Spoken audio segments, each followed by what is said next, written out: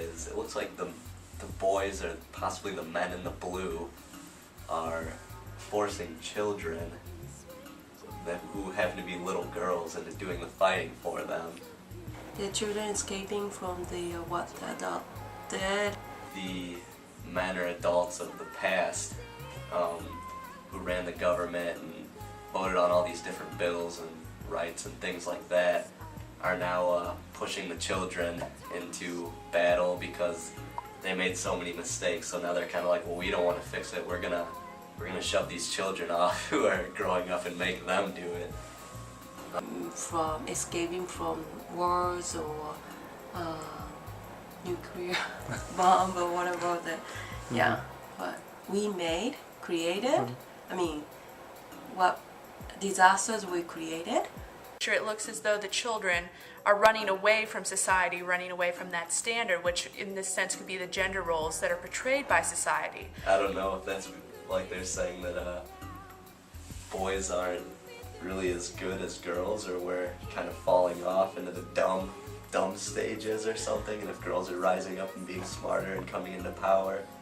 Well, I like the way it looks, for one. I think it's pretty interesting that one of the kids is definitely running with an erection, and he's also one of the only kids not holding something.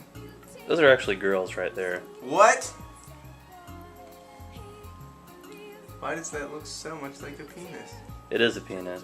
Oh, but they are girls. Yeah. Okay. Okay. Alright. Well. Yes. That's all I have to say.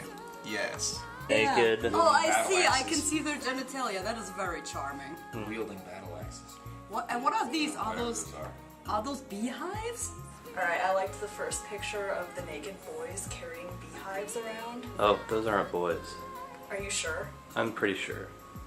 I liked the naked people carrying beehives. Well, for one, it's weird that the predominant characters are female, even though they are portrayed with phalluses, well, penises or whatever they're coming out of it. So it's almost a sense that gender isn't important. To be fair, this does look slightly better than the last piece of art, even though I could really live without seeing those girls' bloomers. It's better than seeing their penises. That's true. I will give you that. I liked that it was two-dimensional and kind of cartoony. Oh, I'm ruining it by standing.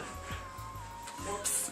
The style of these two paintings, of course, resembles illustrations from children's books. I think it vaguely reminds me of Japanese ukiyo-e, if ukiyo-e sucked really hard. That the paintings are intended for adults and are to, evoke an emotional response by appearing to be illustrations of children's books. Fine.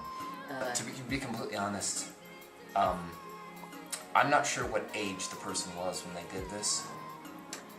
I don't find the style particularly appealing.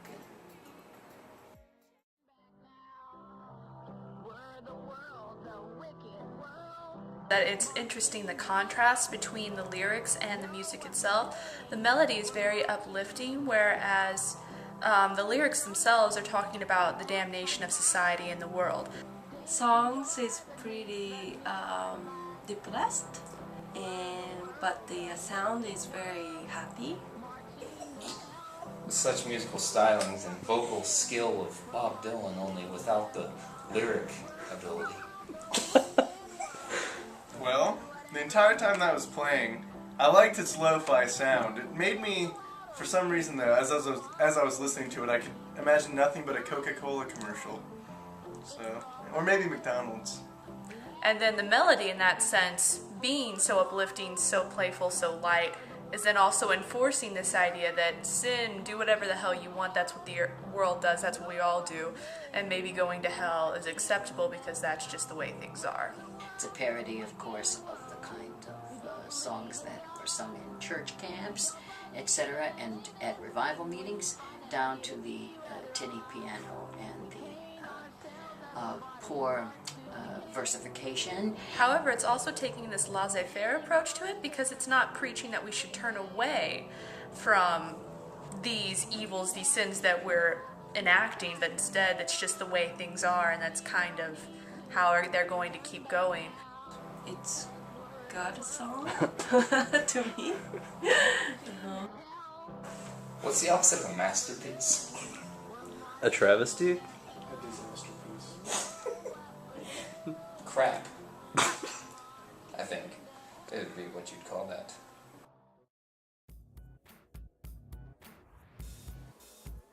I don't know what I like best about this. The horribly train-wrecky experience of a dissection right on the dinner table, the bow right around the privates of the dinner, or the insinuation that the person who prepared the dinner had sex prior to serving it. But I have to say, I wish my dinners were more interesting in that manner. I really don't know what to say about that poem that I just read. I think they were eating monkeys, but there might be some weird poetic device that is something completely different for all I know. I'm a math major, and I've been told that I'm not good at reading poetry by AP Lit teachers in high school. I'm not quite sure if she definitely did something with that ape, but I have my suspicions. Yeah. Other than that, I guess we'll never know. I know what I like, and I like it. No. Why do I like it? Of course. Why do I like it? Well, of course, it's about sex and eating, and I like sex and I like eating. She's not gonna win Iron Chef with that. She's just not. I mean, it's not good cooking, it's not creative, that's just, it's very barbaric and very much like a Neanderthal, just killing it with a blunt object and then throwing it in the oven after having your pleasure with it. I mean, this is really, talk about beating a dead horse, or, in this case, banging a dead monkey. Initially, when I was listening to the poem, I thought it was a take on, I guess, the meat that we eat every day. At first, how we see certain animals acceptable to eat, whereas if we see apes, which to some people may seem as, we're descendants of apes, then, it's like we're eating ourselves, and somehow that's inhumane. As a vegetarian, I found the poem kind of disgusting. I don't even like eating steak because I think it looks too much just like dead meat on a plate, so they kind of graphically described that monkey and how its nose was stuffed with garlic, and I think that it might be trying to make a statement about vegetarianism or animal cruelty. And it seems to be about something more than just sex and eating.